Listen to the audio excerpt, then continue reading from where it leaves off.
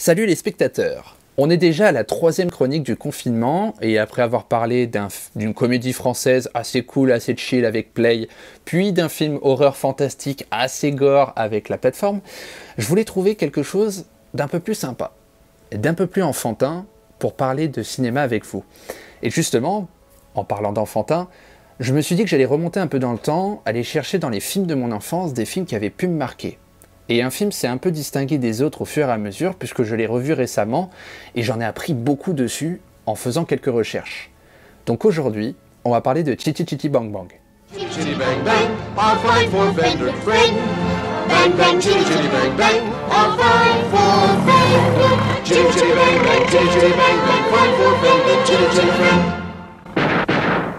Alors tout d'abord, je préfère être sincère avec vous, je vais être difficilement objectif sur Chitty Chitty Bang Bang, parce que comme je vous l'ai dit, c'est un film de mon enfance. Je l'ai regardé je ne sais combien de fois, beaucoup de musique, y compris la musique principale, sont restées dans ma tête et le sont encore aujourd'hui, et je pense que c'est pour ça que je me suis permis de le re-regarder, et j'avais pas mal d'appréhension en le re-regardant. Parce qu'en fait, je me suis dit que, justement, c'était peut-être ce caractère enfantin, ces étoiles et ces étincelles que j'avais dans les yeux en le regardant quand j'étais enfant, qui faisait que j'aimais le film.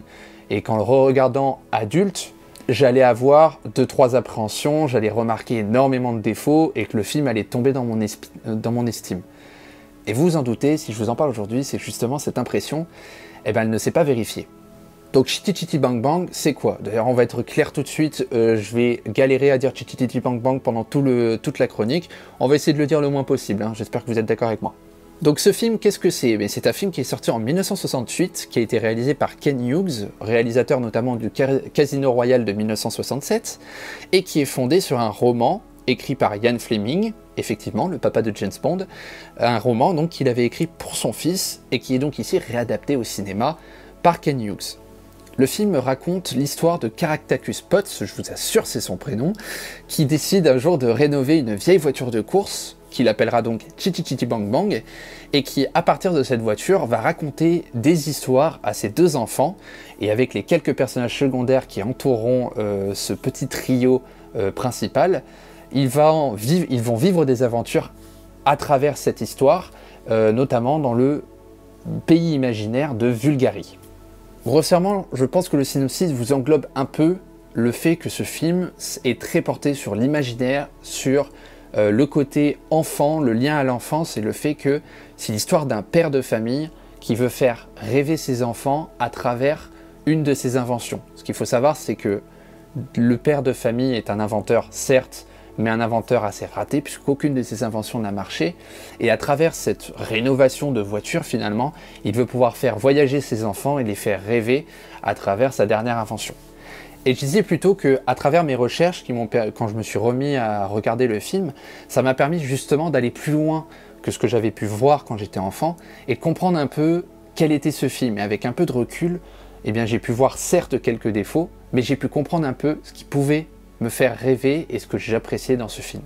Ce qu'il faut savoir, c'est que le scénario a été écrit tout d'abord par Ken Hughes, le réalisateur, également par Richard Maybaum, qui est le scénariste de plusieurs James Bond, notamment L'espion qui m'aimait, Permis de tuer.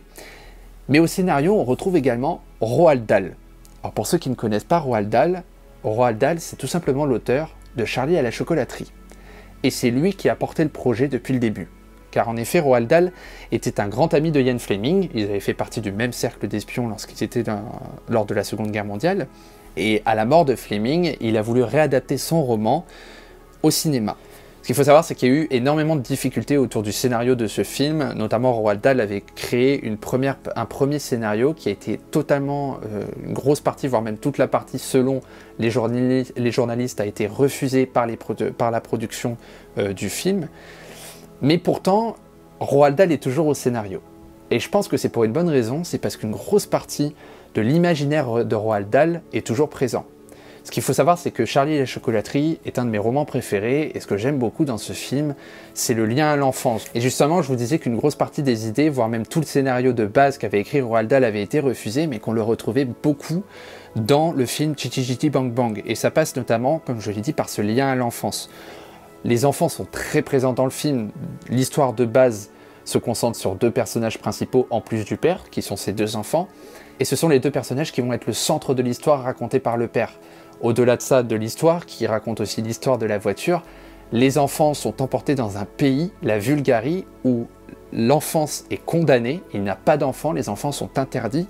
Donc il y a vraiment ce lien à l'enfance, et pourtant les enfants sont importants, puisque les villageois savent et cachent les enfants.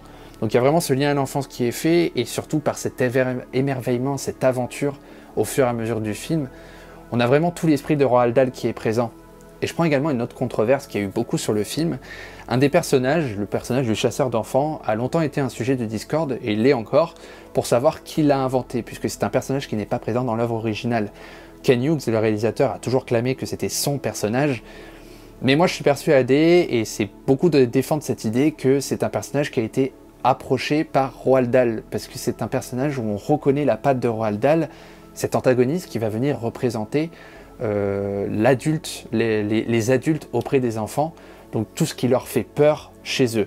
Et je me souviens moi-même que quand j'étais enfant, ce personnage m'effrayait, et même encore aujourd'hui, en voyant la scène du chasseur d'enfants approcher, j'attendais avec impatience de revoir ce personnage qui me faisait aussi flipper quand j'étais gamin.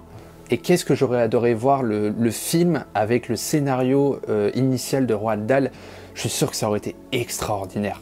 L'auteur de Charlie et la chocolaterie qui a écrit un film, surtout que je pense qu'il a tout mis dans ce film, étant donné que c'est quand même une adaptation d'un roman d'un de ses meilleurs amis, je pense que ça aurait été vraiment intéressant. Je suis déçu et j'ose espérer qu'un jour peut-être on aura une version du scénario original de Roald Dahl.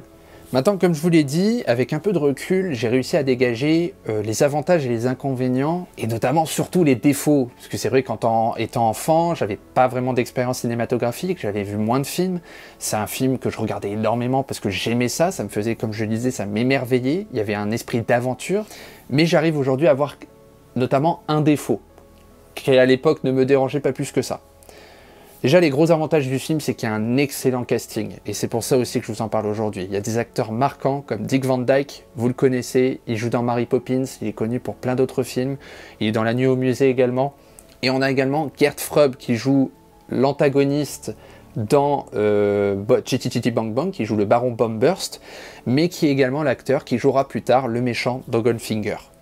Comme quoi, Ian Fleming, il a écrit James Bond, il a écrit Chitty Chitty Bang Bang, même ses acteurs, il joue un peu dans les deux. On a également une histoire qui est prenante, ça reste sous forme d'un conte, d'un père à ses enfants, mais l'histoire, elle est prenante, il y a de l'aventure, il y a de l'émerveillement comme je disais plus tôt, et elle est intéressante. Adultes comme enfants vont retrouver quelque chose dans cette histoire, et voilà, il y a énormément de problèmes qui sont relevés, il y a le problème des enfants, mais on a également des gros problèmes comme la question de la paternité, comment bien élever ses enfants, avec le père et avec la femme qu'il va rencontrer sur son chemin. Il y a énormément de choses qui sont amenées et de sujets qui pourront plaire aux enfants comme aux adultes. Et surtout, je suis désolé, c'est un des plus gros avantages du film, c'est un film qui est très proche de Mary Poppins. C'est un peu un argument facile de ma part, mais si vous avez aimé Mary Poppins, il y a très peu de chances que vous n'aimiez pas Chitty Chitty Bang Bang. Mais en termes de réalisation, les films sont très proches. On pourrait croire que Chitty Chitty Bang Bang est un film Disney, finalement, étant donné les sujets qui sont abordés et la façon dont le film est réalisé.